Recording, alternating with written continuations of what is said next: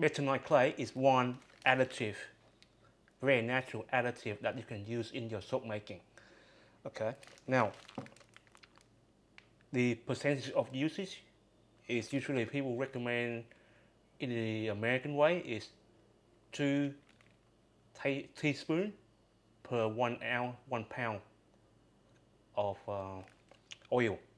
Okay, but it's really not very accurate. Okay, so the best way to add this additive bentonite clay to your recipe is you're gonna have to wait it out. Okay, what I learned so far is like use 3% of the bentonite clay or any clay, okay, to anchor, okay, so hold down the essential oil in your recipe.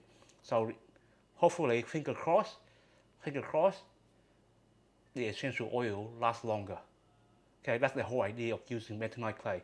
But bentonite clay has so many advantages. Okay, so it can cleanse your body, make it smoother.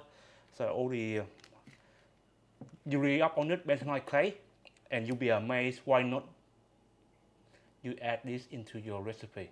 Okay, I've been using bentonite clay for a few months now.